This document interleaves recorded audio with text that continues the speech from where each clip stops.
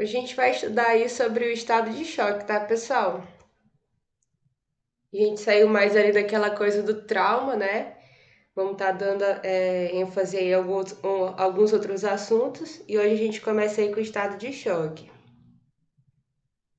Então, o que é o estado de choque? O estado de choque, ou choque circulatório, também conhecido como choque circulatório, é uma síndrome clínica caracterizada aí pela deficiência, né, do sistema circulatório, em levar aí o oxigênio para os tecidos, causando a hipóxia celular. A gente sempre está falando de hipóxia, né, que ali é a queda de oxigênio no organismo, e os traumas e também o estado de choque vai estar levando aí o paciente a essa hipóxia, tá bom? Então a gente vai encontrar muita hipóxia em todos esses assuntos que a gente vai estudar.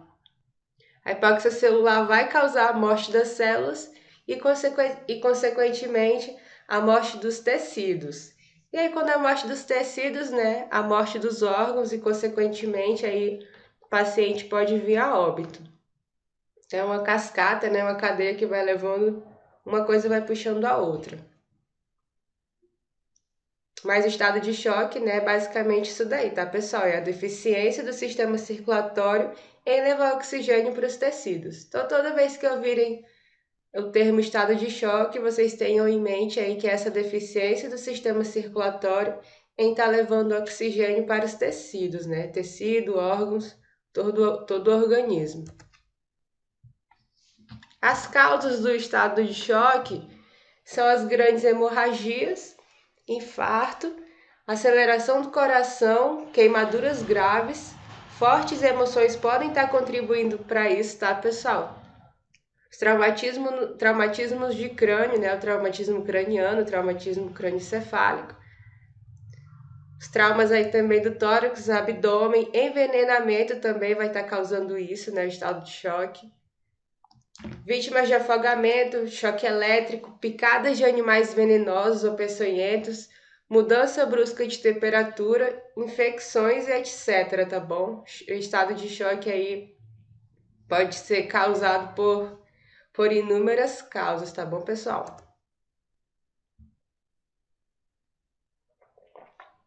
Aqui a gente tem os tipos de choque. Temos 5 tipos de choque, tá bom, pessoal? De estado de choque.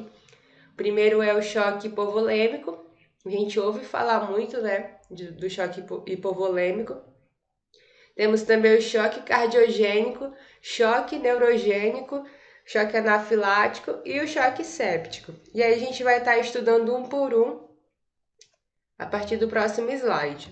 Então, olha só, vamos começar aqui com o choque hipovolêmico. O que é o choque hipovolêmico?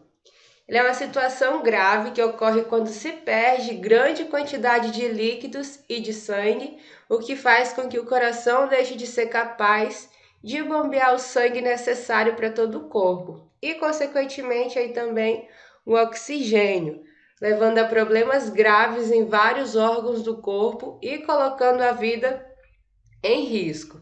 Então, olha só, né? Toda vez que se falar em choque hipovolêmico, é só separar a questão da volemia, que tem a ver com volume, né?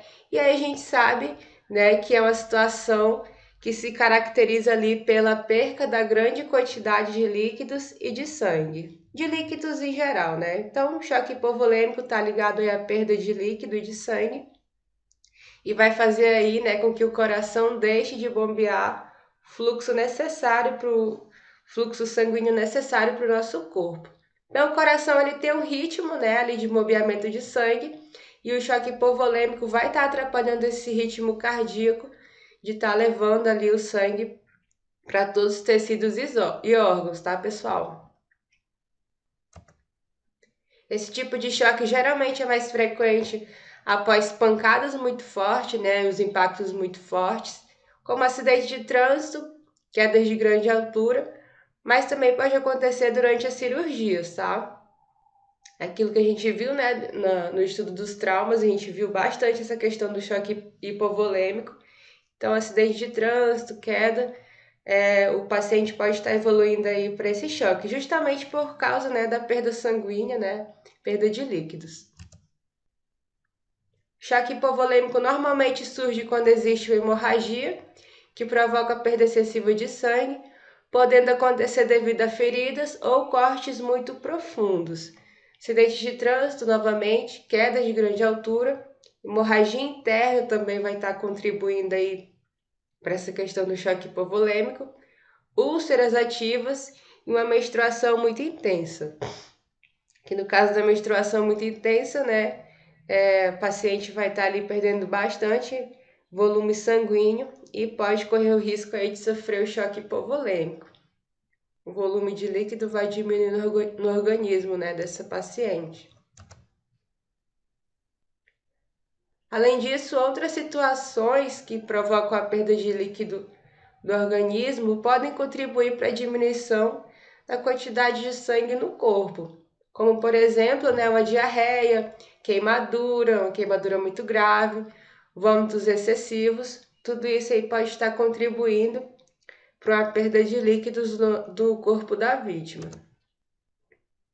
Isso acontece porque, devido à diminuição de líquidos e de sangue, há uma alteração na distribuição de oxigênio para os órgãos e tecidos, que vai resultar, como a gente falou, na morte celular, consequentemente falência dos órgãos, no caso de não ser identificada e tratada. Além disso, devido à diminuição de fornecimento de oxigênio, acontece uma maior produção de lactato, que pode ser tóxico para o organismo em grandes concentrações. Lactato, pessoal, é a substância que a nossa célula produz. Nossa célula vai levar ali a glicose, né, que é a fonte de energia para o nosso corpo. E aí, quando essa glicose é transformada em energia, essa célula vai liberar o lactato. É, por exemplo, o caso que acontece, só uma analogia, só uma comparação, tá? Para vocês entenderem melhor. Quando a gente vai acender uma churrasqueira, né? Fazer o churrasco, a gente pega carvão, vai fazer o fogo.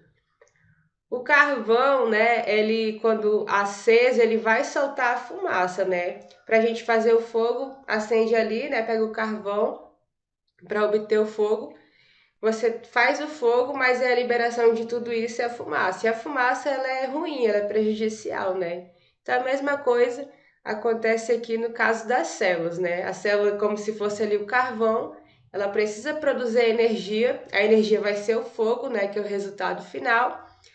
E aí, no meio de tudo isso, é produzido o lactato, que é como se fosse aí essa fumaça, né? Não faz nada bem.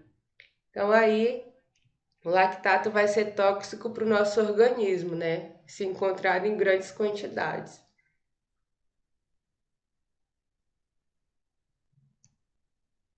E tudo isso vai acontecer, né, pessoal? Aí só quando tiver diminuição do fornecimento de oxigênio.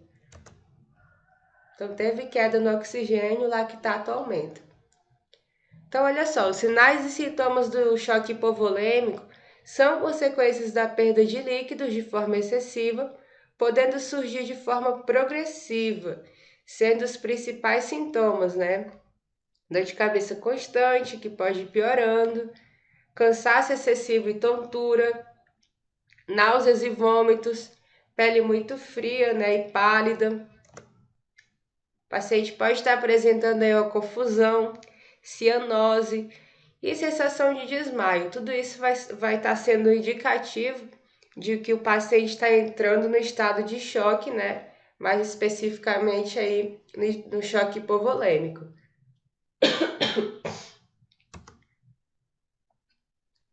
Em muitos casos, o choque hipovolêmico pode ser fácil de identificar, especialmente se a hemorragia for visível. No entanto, em casos de hemorragia interna, esses sinais podem ser mais difíceis de detectar.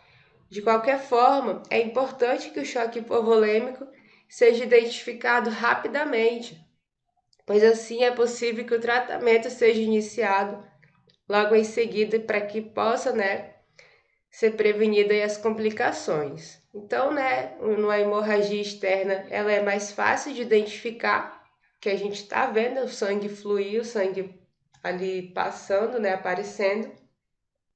Mas aí no caso de hemorragia interna, isso já pode se tornar um problema, né, que a gente não está vendo. E aí a gente não sabe o que de fato está acontecendo com o paciente. Tratamento para o choque hipovolêmico deve ser orientado pelo médico. Normalmente é feito através da transfusão sanguínea e administração de soro diretamente na veia, pois assim é possível repor a quantidade de líquidos perdidos e prevenir o agravamento da situação.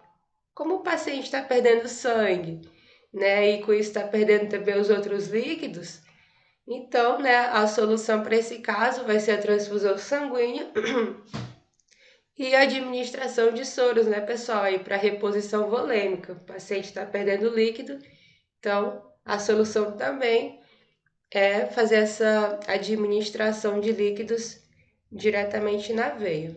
Então, transfusão sanguínea, né, administração do soro, vão estar sendo aí as soluções para o choque hipovolêmico.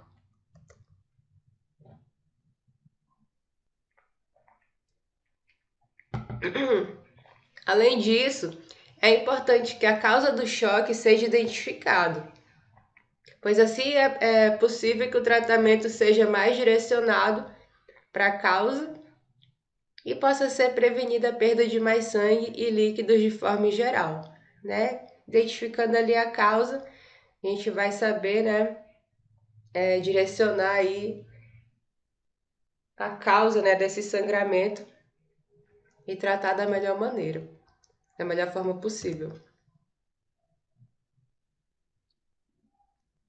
A morte causada pelo choque hipovolêmico só ocorre se a quantidade de sangue e líquido perdida corresponder a mais de 1 quinto do volume, né, total da quantidade de sangue de um ser humano. Então, esse 1 quinto, pessoal, vai estar respondendo aí a mais ou menos 1 litro de sangue, né? O adulto tem, em média, ali cerca de 5 litros de sangue, uma pessoa adulta. Então, 1 quinto vai estar representando ali mais ou menos 1 litro de sangue perdido. Então, nos casos de mais de um litro de sangue perdido, provavelmente esse paciente vem a óbito, que vai ser ali o tanto que o nosso corpo suporta, né? Sem a quantidade de sangue ideal. O choque hipovolêmico é uma situação de emergência que deve ser tratada o mais rápido possível. Assim, se existir a suspeita, deve-se deitar a pessoa e elevar os pés cerca de 30 centímetros ou o suficiente para que fique acima do nível do coração e manter a pessoa quente utilizando cobertores e peças de roupa. Então, você vai elevar, né, ali o membro do paciente, geralmente as pernas, né, dependendo do ferimento ali que tem, né, dependendo da lesão que tem. E aí você vai fazer essa elevação cerca de 30 centímetros, né, para que ocorra, né, uma circulação maior ali na área do coração, né, já que o coração vai ter essa dificuldade no bombeamento. Então a gente precisa estar ajudando o coração, fazendo essa elevação, né, principalmente aí dos membros inferiores, para que o sangue tenha aquele retorno, né, para que o sangue desça ali no sentido do coração e fique ali mais naquela região dos órgãos vitais. Caso exista uma ferida que esteja sangrando, é importante tentar parar a hemorragia, utilizando um pano limpo e fazendo pressão sobre o local, para minimizar aí a perda de sangue e dar mais tempo para que a equipe médica chegue. Pessoal, o choque hipovolêmico, ele é dividido em dois, tá bom? Ele é dividido em choque hipovolêmico hemorrágico e choque hipovolêmico não hemorrágico. Choque hipovolêmico hemorrágico pode ser relacionado ao trauma, em que a hipovolemia, né, ali a baixa no volume de líquidos no corpo, devido à perda de sangue e destruição tecidual, né? Às vezes ocorre uma lesão no tecido, às vezes ocorre uma lesão em algum órgão, e isso vai estar também aumentando a perda de sangue. Ou não relacionado ao trauma, como ocorre aí no sangramento espontâneo por coagulopatia, hemoptise maciça e hemorragia digestiva. Tudo isso a gente vai estar aprofundando mais, tá, pessoal, na aula de hemorragia. Então agora, a princípio, não precisa se preocupar muito em saber o que são essas patologias, que lá na aula de hemorragia a gente vai estar vendo uma por uma, tá bom? Mas aí, choque hipovolêmico hemorrágico vai estar sendo caracterizado pela perda de sangue, né? E quando não acontecer por trauma, pode estar acontecendo aí por causa dessas patologias, coagulopatia, hemoptise maciça e hemorragia digestiva, que a gente vai estar estudando lá na aula de hemorragia. Temos também o choque hipovolêmico não hemorrágico, que é a perda de volume, né, pelo trato gastrointestinal, por exemplo.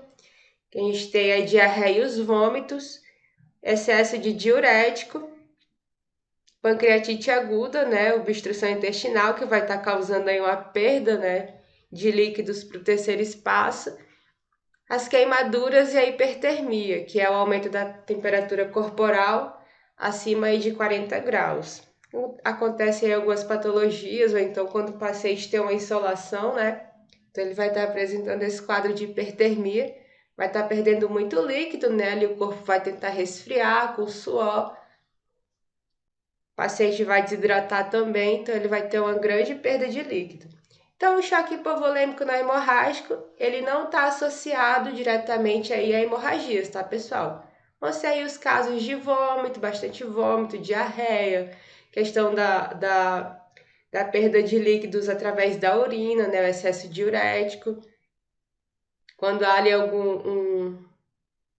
uma perda de líquido para o terceiro espaço, né, que é ali geralmente entre a parede abdominal e os órgãos. Então são aí as causas não hemorrágicas do choque hipovolêmico. E aí a gente vai ver agora sobre o choque cardiogênico. Se tiverem alguma dúvida, podem me interromper e perguntar, tá bom, pessoal? Vamos começar aqui o choque cardiogênico. O choque cardiogênico acontece quando o coração perde a sua capacidade para bombear o sangue em quantidade adequada para os órgãos, causando diminuição acentuada da pressão arterial, falta de oxigênio nos tecidos e acúmulo de líquido nos pulmões. Então, aqui no choque cardiogênico, né, o coração ele não vai conseguir bombear o sangue normalmente. Isso vai causar hipotensão, né, a hipóxia também, que é a falta de oxigênio, e o acúmulo de líquido nos pulmões. Esse tipo de choque é uma das maiores complicações do infarto agudo do miocárdio. Então, a pessoa que apresenta, né, ali o infarto, provavelmente ela evolui para um choque cardiogênico.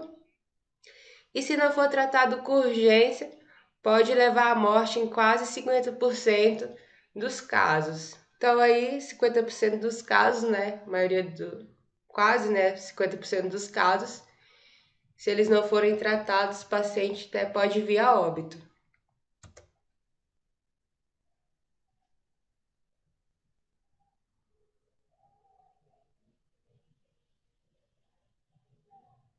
Embora o infarto seja a causa mais frequente do choque cardiogênico, outros problemas também podem causar essa complicação.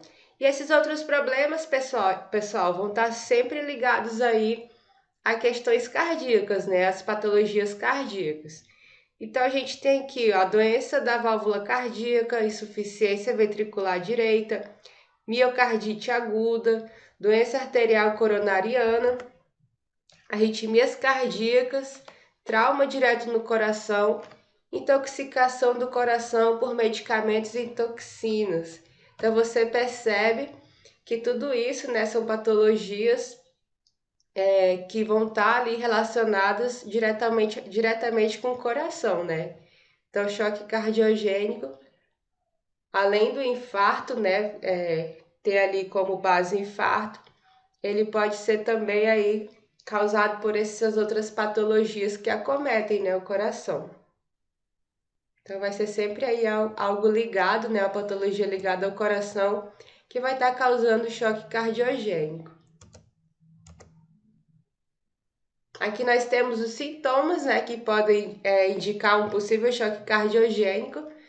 Taquipneia, né, ali a queda a diminuição da respiração. A taquicardia vai ser o aumento dos batimentos cardíacos. O paciente pode ter um desmaio repentino, apresentar pulso fraco, suor, né, sem causa aparente.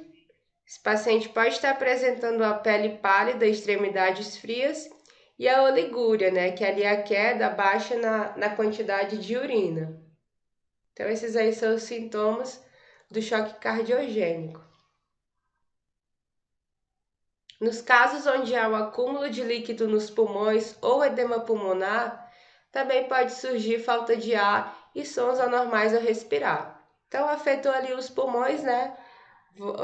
Os sintomas, né, vão estar relacionados aí a essas anormalidades pulmonares.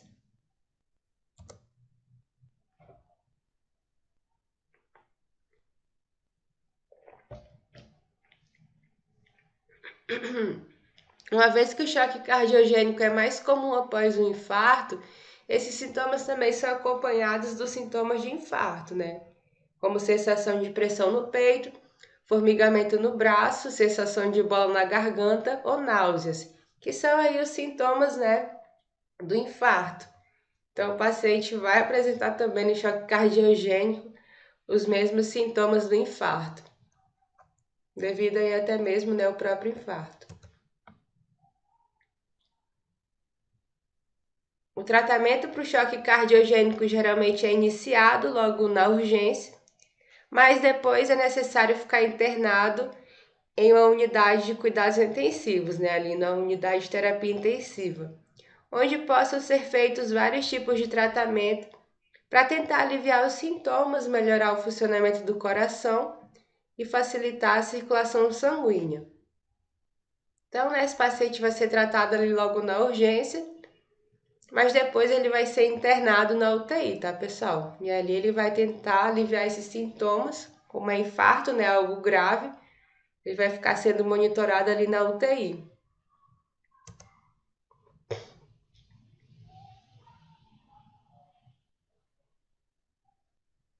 E aí, além do soro que é aplicado diretamente na veia para manter hidratação e alimentação, serão utilizados outros medicamentos, né? Alguns medicamentos. Esses medicamentos vão servir para aumentar a força do coração, né? Como, por exemplo, aí a noradrenalina e a dopamina. Temos também a aspirina para ajudar o risco de formação de coágulos e facilitar a circulação do sangue, né? Esse choque cardiogênico ele vai afetar a circulação sanguínea, então para ajudar ali na circulação do sangue, vai estar sendo administrado nesse paciente a aspirina.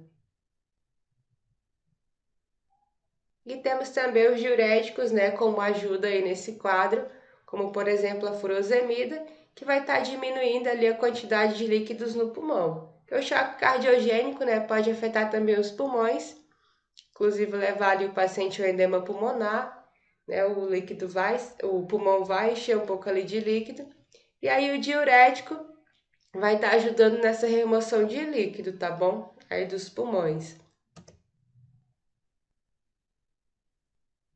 Esses remédios também são administrados diretamente na veia, pelo menos durante a primeira semana de tratamento, podendo depois ser tomados oralmente quando o quadro melhorar. Então, né, vai ficar ali na UTI, vai estar sendo ali administrada essa medicação de forma venosa, né, pessoal? E aí depois que ele melhorar, ele vai poder tomar oralmente esses medicamentos.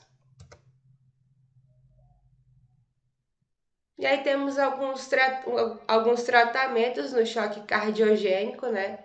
O primeiro deles é o cateterismo.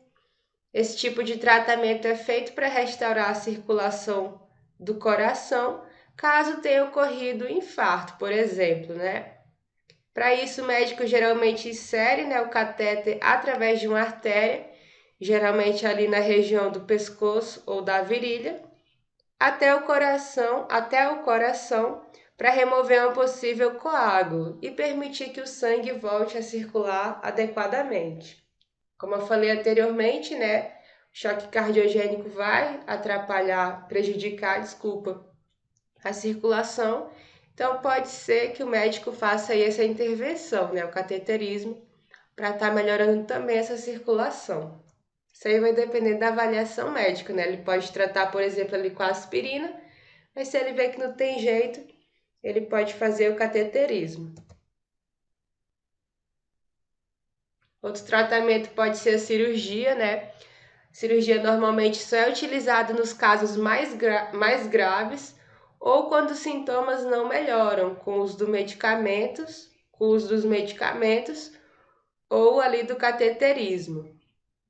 Nesses casos, a cirurgia pode servir para corrigir uma lesão no coração ou para fazer um bypass cardíaco, no qual o médico coloca outra artéria no coração para que o sangue passe até a região que está sem oxigênio, devido aí também à presença do coágulo. Então você percebe, né, que é aquela escadinha complexa do tratamento, né? Se ele não reagir ali ao tratamento de medicamento, vai ali para o cateterismo. Se o cateterismo não dá certo, vai ali para a cirurgia. Quando o funcionamento do coração está muito afetado e nenhuma técnica funciona, como essas que eu falei para vocês, a última etapa do tratamento consiste em fazer o transplante cardíaco, porém é necessário encontrar um doador compatível. Então o médico vai tentar de tudo, né? E aí o último caso, pessoal, vai ser um transplante cardíaco, que a gente sabe, né, que aí é uma situação bem complicada, é um pouco mais difícil, né? Você precisa encontrar doador compatível e aí nem sempre o paciente vai resistir à espera, né? Mas é como eu falei para vocês, é aquela evolução, aquela escadinha da complexidade. Começa ali com algo básico, tratamento, e aí o médico vai evoluindo conforme a resposta do organismo desse paciente.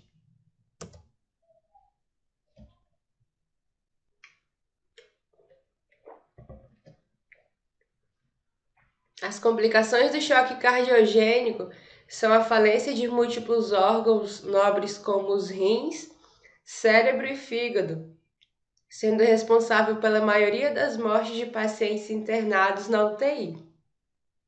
Essas complicações podem ser evitadas sempre que o diagnóstico e o tratamento são feitos precocemente. Então, a gente tem as complicações, né, de choque cardiogênico, que vai ser a falência múltipla dos órgãos.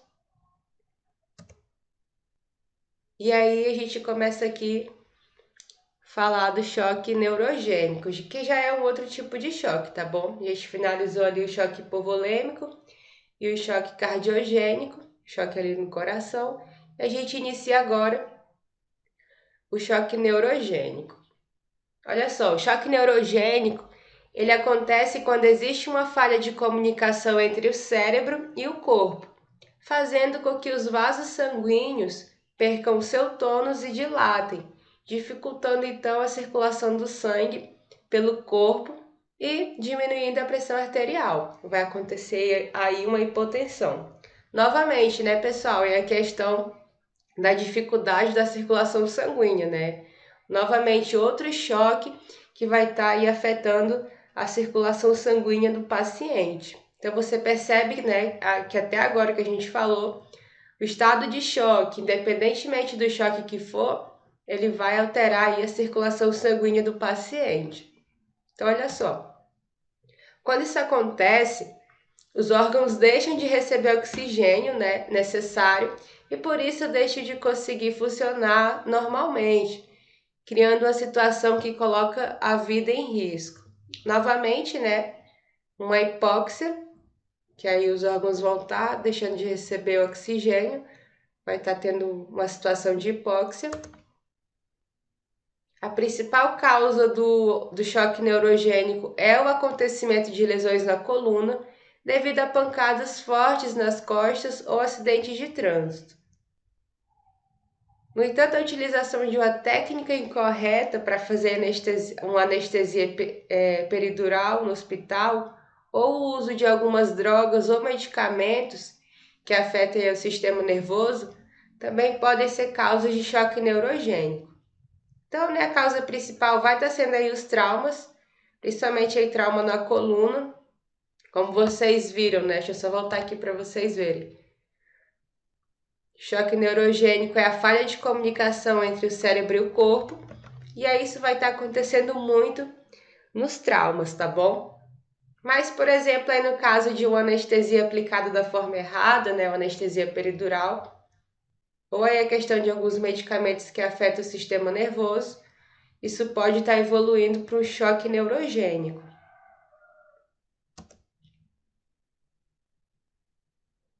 Os dois primeiros sintomas mais importantes aqui do choque neurogênico são a diminuição rápida da pressão arterial e o abrandamento do batimento cardíaco, ou seja, o paciente vai apresentar hipotensão, né, que é essa diminuição rápida da pressão arterial, e uma bradicardia, tá, pessoal? Então, o paciente apresentou hipotensão, bradicardia, provavelmente aí nessa questão do trauma raquimedular, o trauma na coluna, ele está apresentando também aí o choque neurogênico.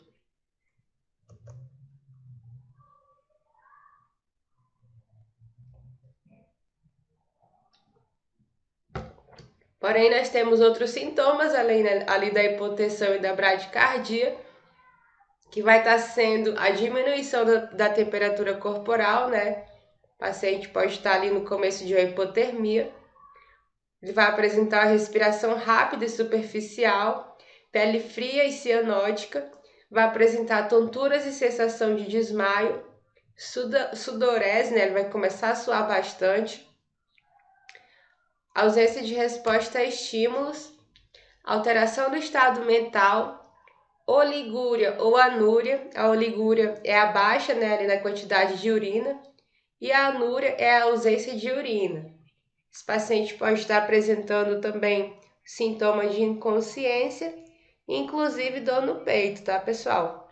Então, isso tudo pode estar caracterizando aí um estado de choque devido ao choque neurogênico.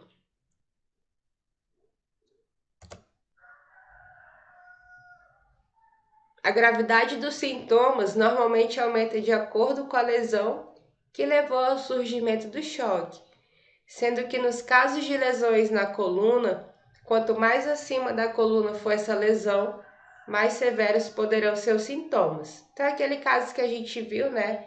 Ali, por exemplo, quando a lesão é na coluna cervical, o paciente pode ficar tetraplégico, né? E aqui também no choque neurogênico não é diferente, né? Quanto mais acima da coluna for essa lesão, esse trauma, né? Esses sintomas vão ser apresentados de uma forma mais grave.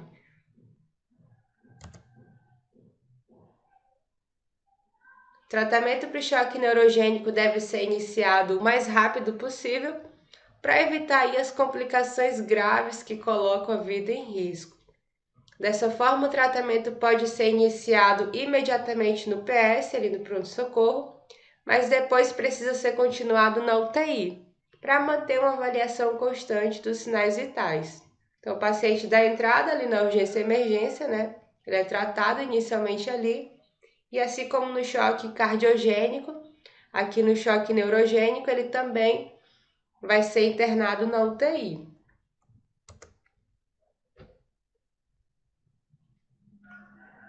Então, como é feito aqui o tratamento no choque neurogênico?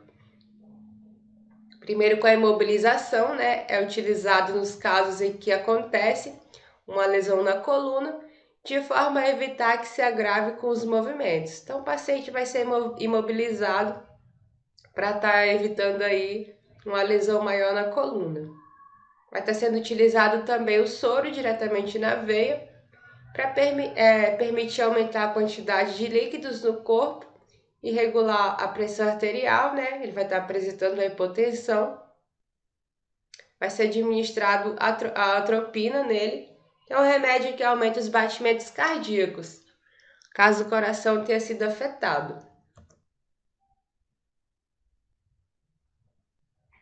Vai estar sendo feito uso também da epinefrina, juntamente com o soro, para ajudar a regular a pressão arterial. E o uso de corticoides, tá bom, pessoal? Vai ajudar a diminuir as complicações de lesões neurológicas.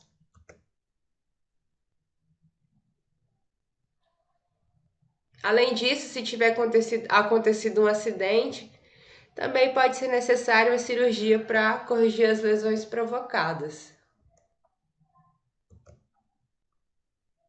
Dessa forma, o tratamento pode durar até entre uma semana ou até vários meses, dependendo aí do tipo da lesão e da gravidade da situação.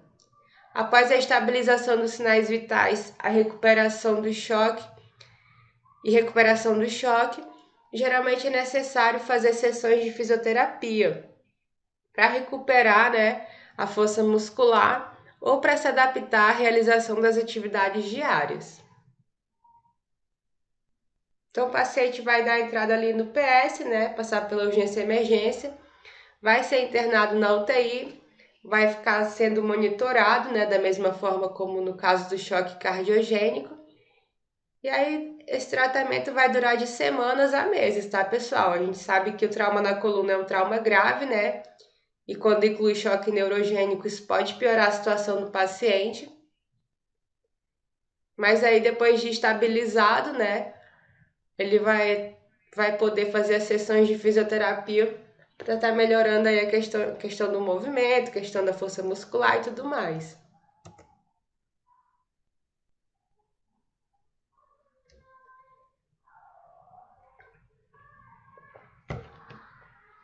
Temos também o choque anafilático, pessoal, outro tipo de choque, né? O paciente pode sofrer e entrar aí no estado de choque. O choque anafilático é o choque mais conhecido, né? Aí da população. Ele também é conhecido como anafilaxia ou reação anafilática. É uma reação alérgica grave que surge poucos segundos ou minutos após se estar em contato com uma substância que se tem alergia, como por exemplo camarão, amendoim, veneno de abelha, alguns medicamentos e até outros alimentos, né, pessoal? A gente sabe que existe aí uma série de coisas, não só alimento, medicamento, mas uma série de substâncias que podem estar provocando alergia em uma pessoa. Eu tenho uma tia, por exemplo, que ela é alérgica a perfume, então ela não usa perfume de jeito nenhum. Então, olha só, devido à gravidade dos sintomas e ao risco aumentado de ficar sem conseguir respirar, né? A pessoa não vai conseguir respirar. É importante que a pessoa seja levada imediatamente ao hospital para que o tratamento seja iniciado o mais rápido possível, para evitar as complicações aí nessa vítima. Então, né, pessoal, a gente tem aquela famosa questão do fechamento da garganta, né? Fechamento da glote. E aí, quando isso acontece, né, que é a obstrução da via aérea, o paciente não vai conseguir mais respirar, no caso do choque anafilático. Por isso aí a urgência de estar levando, né, essa vítima até um atendimento de emergência.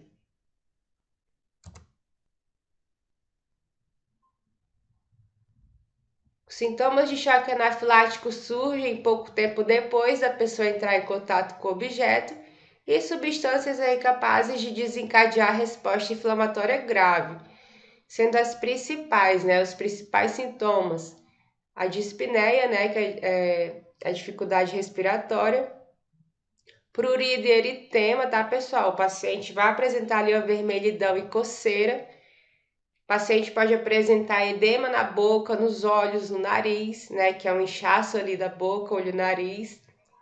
Sensação de bola na garganta, que é aquilo que eu falei para vocês, né, que é quando começa a obstrução da via aérea.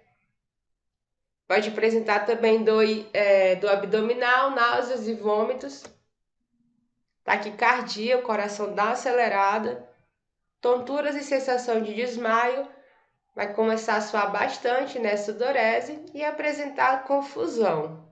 Então, esses são os sintomas do choque anafilático.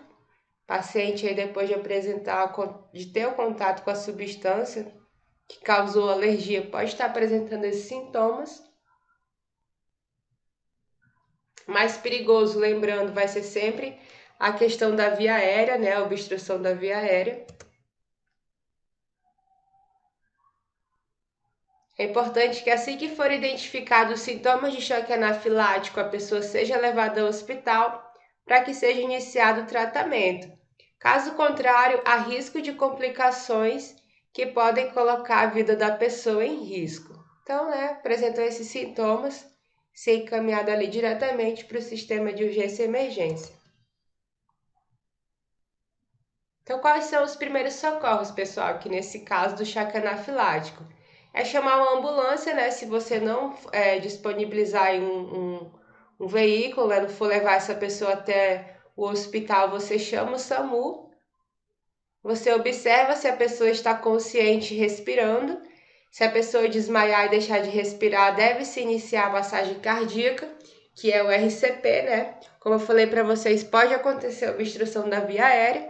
E aí, se a via aérea obstruir, o paciente vai ter uma parada respiratória. Isso pode estar evoluindo também para uma parada cardiorrespiratória. Então, a gente vai verificar ali pulso, respiração, né?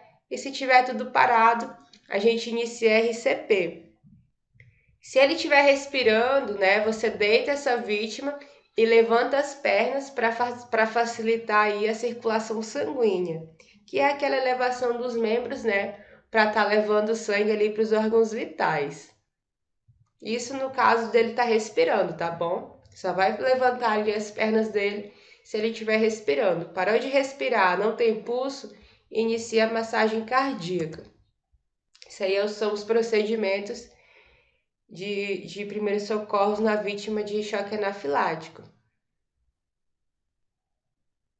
No hospital, o paciente choque anafilático irá rapidamente ser tratado com máscara de oxigênio para facilitar a respiração e remédio na veia como adrenalina, que vai atuar aí no organismo diminuindo a reação alérgica e normalizando as suas funções vitais, né, as funções vitais dessa vítima.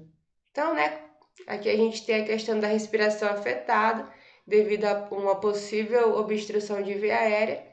Então, o primeiro tratamento vai ser aí a questão da máscara de oxigênio para facilitar a respiração dessa vítima, tá bom?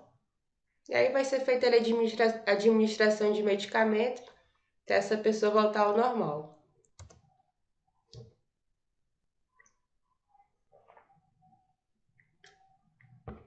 E aí existem casos bem mais graves, tá, pessoal?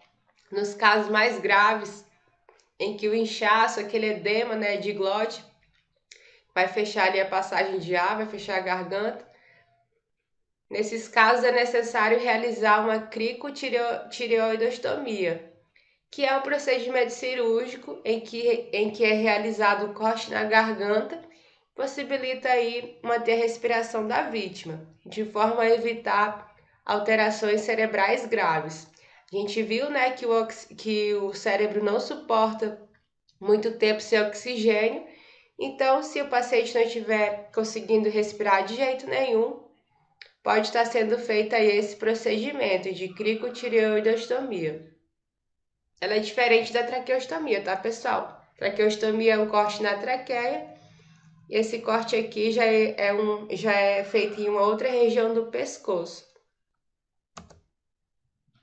Após o tratamento, pode ser necessário, né, que o paciente fique algumas horas internado para observar todos os sinais e sintomas, evitando que o choque anafilático volte a surgir. Então, dependendo ali da substância que ele teve contato, né, do medicamento, de alguma substância que ele ingeriu, esse choque anafilático, mesmo depois do tratamento, ele pode voltar, né, devido à quantidade no organismo dessa pessoa.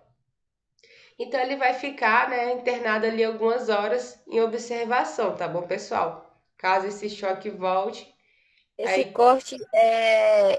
Desculpa eu estar interrompendo. Pode Esse falar. corte é tipo que nem eles mostram às vezes em filmes que a pessoa pega Isso, uma caneta, é aquele isso. tubo da canetinha, né? É o da canetinha, a colega colocou bem legal, exatamente. Aparece muito em filme, série, né, pessoal? O paciente, até mesmo quando o paciente está entalado ali, né, não consegue respirar, tem uma parada respiratória. Aí alguns filmes colocam ali, o paciente faz, é um pequeno corte, né? A traqueostomia é um corte maior, um procedimento cirúrgico maior, mas a cricotireoidostomia, ela é um corte bem menorzinho, que ela é feita ali na região da laringe. E aí nos filmes, né, ele coloca caneta, coloca canudo, alguma coisa assim que vai fazer com que o ar passe direto ali pela traqueia, tá bom? Então, como a colega falou, né, foi bem colocado, é aquele procedimento que é a cricotireoidostomia.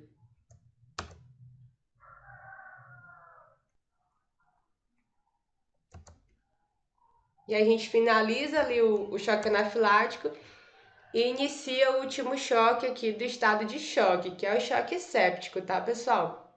Para entender que é o choque séptico, a gente tem que entender o que causa ele, que é a sepse, tá bom?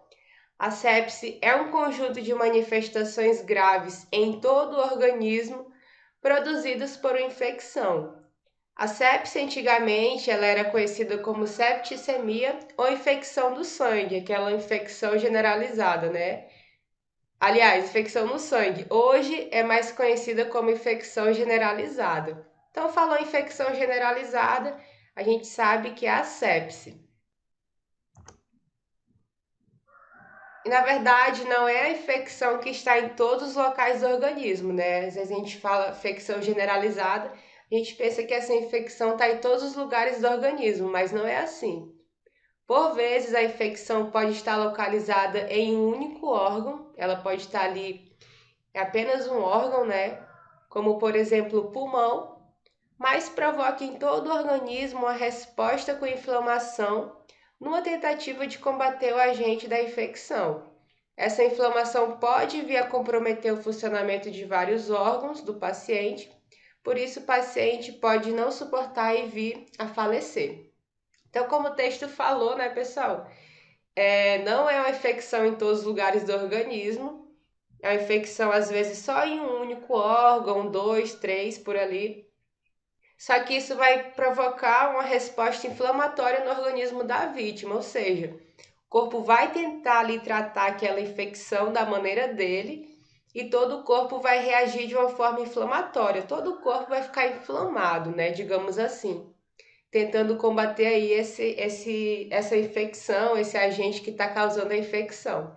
E aí essa inflamação, que é a tentativa de combater a infecção, pode vir a comprometer ali todos os órgãos do paciente. Então, por causa de às vezes um único órgão, todos os órgãos, né, vão sair prejudicados devido a essa inflamação que acontece na tentativa aí de conter essa infecção do corpo da vítima, tá bom? Isso acontece muito dentro da UTI. Choque séptico é definido como sendo uma complicação grave da sepse, em que mesmo com a realização do tratamento adequado, com a reposição de fluidos e antibióticos, a pessoa continua com a pressão arterial diminuída, ela continua apresentando hipotensão e níveis de lactato elevados. Lembra que eu falei do lactato, né? Que é aquilo que a célula produz ao se transformar em energia, né? Ali para o nosso organismo. Então, o lactato para o nosso corpo é tóxico. E ali no choque séptico, o paciente vai estar apresentando, né, esses níveis de lactato, apresentando níveis bem altos de lactato. E além da infecção, né, o corpo vai produzir lactato, que é tóxico, isso só vai agravar ainda mais o quadro. Então, é uma coisa puxando a outra para estar piorando esse quadro desse paciente. Esses parâmetros são avaliados regularmente no hospital para verificar a evolução do paciente, resposta ao tratamento e necessidade de realização a outros procedimentos. Então, né, analisado tudo isso, o paciente vai ficar nessa observação, e aí, conforme esses parâmetros, né, a equipe médica vai estar verificando, né, a evolução, para ver como o paciente está evoluindo, a resposta a esse tratamento e a necessidade de outros procedimentos. Então, ele vai estar sendo feito uso de antibióticos, reposição de fluidos, né, reposição volêmica, para que esse paciente evolua bem.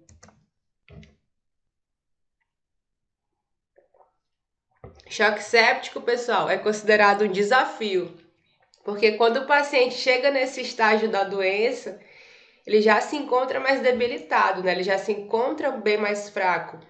Além de que há um maior foco infeccioso e maior predomínio de substâncias tóxicas produzidas pelos micro-organismos. Então foi o que eu falei para vocês, né? Uma coisa vai chamando a outra para piorar ali o quadro do paciente. Ele já está fraco, está mais debilitado, o próprio corpo ali tentando combater a infecção, né? Vai inflamar, as células vão produzir mais lactato. Tem a questão aqui também das substâncias tóxicas produzidas pelos próprios micro-organismos ali da infecção.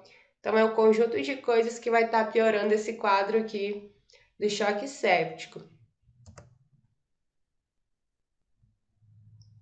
Por diminuição da pressão arterial, é comum que pessoas em choque séptico apresentem também uma maior dificuldade na circulação do sangue. Novamente, né, a questão aí da má circulação do sangue devido aí a um choque. O que faz com que chegue menos oxigênio a órgãos importantes, como cérebro, coração e rins, a hipóxia, né? Isso faz com que surjam outros sinais e sintomas específicos do choque séptico, como a diminuição da quantidade de urina, que é a oligúria, e alterações do estado mental. Então, o paciente só vai piorando aqui nesse quadro. O tratamento do choque séptico é feito na UTI, com o uso de medicamentos e antibióticos para regularizar as funções cardíacas e renal e eliminar o micro-organismo causador da infecção, além de monitorização da pressão e níveis de lactato. Então, né, como ele tem ali uma hipotensão, essa pressão arterial vai estar sendo monitorada todo o tempo, vai estar sendo feito exames para a questão também dos níveis de lactato, e vai estar sendo aí feito a utilização de medicamentos para regularizar a questão cardíaca e renal. Como o choque séptico é considerado uma complicação da sepse, os sinais e sintomas apresentados pelo paciente são os mesmos da sepse, havendo febre alta e persistente e aumento dos batimentos cardíacos. Então, né, são os sintomas apresentados aí pelo paciente que tem sepse, ele tem sempre uma febre alta constante e ataque cardíaco, tá bom? Choque séptico também ele vai estar apresentando isso. Além disso, ele pode apresentar hipotensão, né, que é a queda da pressão arterial, aumento da concentração do lactato, como eu já falei para vocês, ataque-pneia na tentativa de aumentar a quantidade de oxigênio circulante, né? Ele vai tentar respirar mais, então ele vai ter ali uma frequência respiratória aumentada para tentar aumentar os níveis de oxigênio, né? Porque ele está ali no estado de hipóxia devido à má circulação sanguínea. E a questão da elevação da temperatura, né, acima do normal, ou também pode estar apresentando a queda excessiva nessa temperatura, tá bom, pessoal? Podendo chegar aí a um sintoma de hipotermia. Mas geralmente esse paciente ele vai estar sempre aí numa febre alta constante. Vai apresentar também ataque cardíaco, a oligúria e a perda da consciência ou confusão mental. Esses sintomas a gente já tinha falado anteriormente.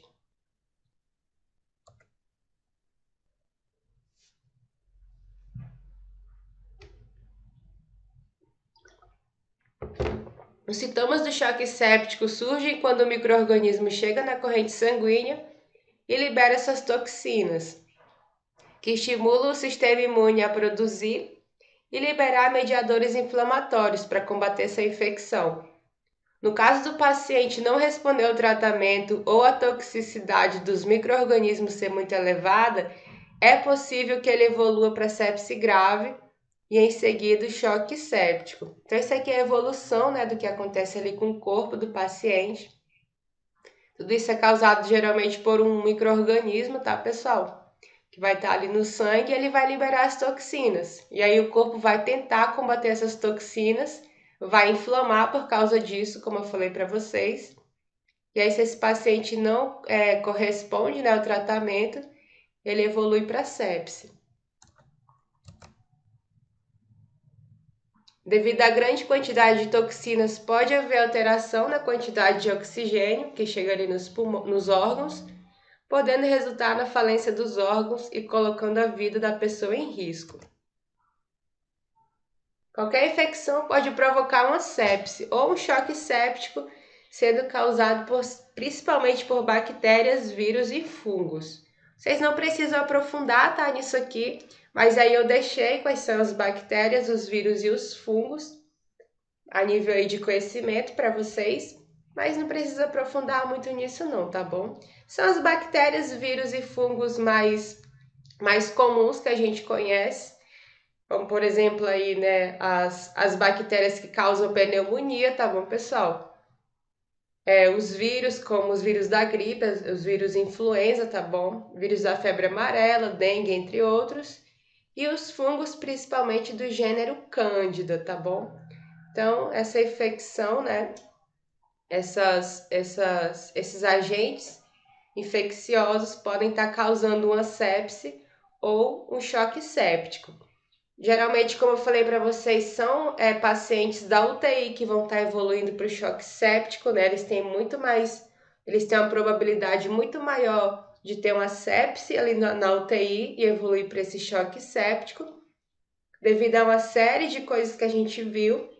O organismo está bastante debilitado e tem bactérias, né, que a gente já tem ali no nosso organismo, mas devido a essa debilidade do organismo, elas vão se tornar mais fortes e podem estar causando essa infecção ali no paciente debilitado. Então, por exemplo, né, o paciente que tem a pneumonia, ele já está ali com essa bactéria, né, que causou a pneumonia, por exemplo. E aí o estado dele só agrava se ele não for tratado da melhor maneira possível, por causa aí mesmo desse conjunto de fatores que a gente viu. As infecções que levam ao choque séptico podem surgir em qualquer lugar do corpo, né, local do corpo. E algumas das mais comuns são pneumonia, infecção urinária, a meningite, infecção de feridas cirúrgicas ou contaminação de catéteres. Então, ali algum procedimento com catéter, né, algo que é para ajudar a solucionar um problema no paciente, pode estar se transformando em uma grande dor de cabeça, né, que é o choque séptico. Então, a gente tem também outros fatores aqui, né, outras patologias também que podem estar evoluindo para o choque séptico, devido aí a essa debilidade do organismo do paciente.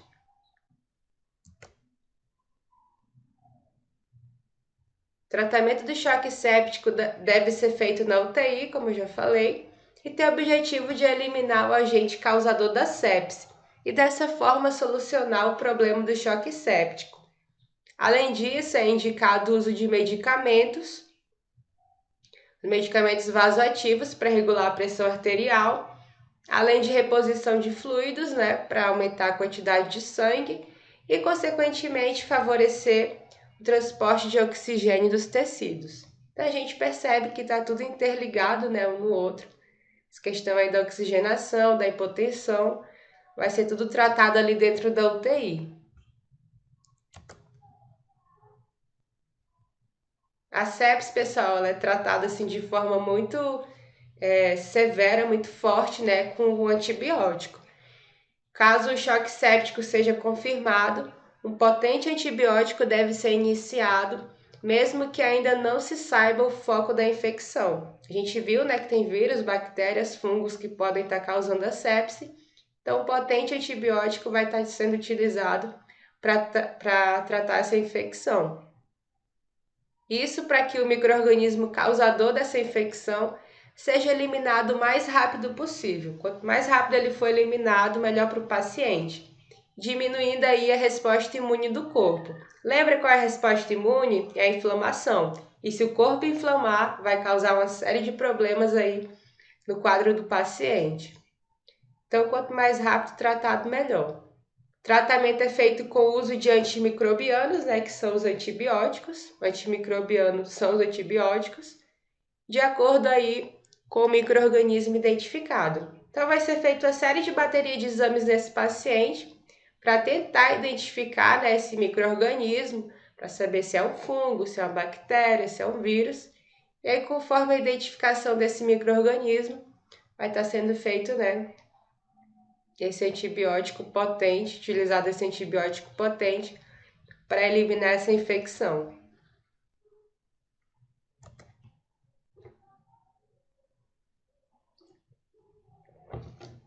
O paciente vai ser tratado com a hidratação venosa, né, hidratação na veia. No choque séptico, a circulação sanguínea fica extremamente prejudicada, não só no choque séptico, né, pessoal? Aí em todos os choques a gente viu que a circulação sanguínea vai ficar prejudicada e isso dificulta a oxigenação do organismo. Toda vez que a circulação sanguínea for prejudicada, vai dificultar a oxigenação, tá bom? Isso aqui é uma regra. A realização de altas doses de soro na veia, cerca de 30 ml por quilo, é recomendada como forma de ajudar a manter o fluxo sanguíneo aceitável, né? E melhorar a resposta aos medicamentos. Então, a hidratação venosa ela é essencial aqui nesse caso, né? Para estar ajudando aí a manter o fluxo do sangue e aumentar a resposta dos medicamentos. Vai estar sendo feito também o uso, né, para medicamentos para pressão arterial, devido à hipotensão. Então, devido à queda de pressão, que não é resolvida somente com a hidratação venosa, geralmente é necessário utilizar medicamentos para elevação da pressão arterial, chamados aí de vasopressores, né, para estar alcançando uma pressão arterial média de pelo menos 65 milímetros de mercúrio. Isso aqui é um dado da pressão arterial média, tá, pessoal? Não é a diastólica nem a sistólica, é a pressão arterial média. Alguns exemplos desses medicamentos são a noradrenalina, vasopressina, a dopamina e a adrenalina, que são medicamentos que devem ser usados com uma rigorosa monitoração clínica para evitar aí maiores complicações. Outra opção é utilizar medicamentos que aumentam a força do batimento cardíaco, né, a força do batimento do coração, como a dobutamina, mas isso aqui vai ser escolha da equipe médica. Outra solução, né, pro choque séptico pode ser a transfusão sanguínea, né? Pode ser necessária para pacientes que têm um fluxo sanguíneo insuficiente e que têm uma anemia com hemoglobina abaixo de 7 miligramas por decilitro. Então, isso aqui são casos mais raros, né? Mas pode acontecer do paciente precisar de uma transfusão sanguínea. Vai estar sendo feito uso dos corticoides, como a hidrocortisona, que podem ser indicados como forma de reduzir a inflamação. Lembra que eu falei que o corpo inflama? Então, né, vai estar sendo usado aí um corticoide, como a hidrocortisona, para estar desinflamando esse corpo, tá bom? O organismo do paciente. No entanto, só há benefícios em casos de choque séptico refratário, ou seja, nos casos em que não se consegue melhorar a pressão arterial, mesmo com hidratação e uso dos remédios. Então, o paciente teve a hidratação venosa, uso dos medicamentos, né, tudo isso realizado, e a pressão arterial não voltou ao normal, ele vai estar fazendo, então, o uso dos corticoides devido à inflamação no organismo. Por fim, pessoal, nós temos a hemodiálise, tá bom? Nem sempre a hemodiálise é indicado.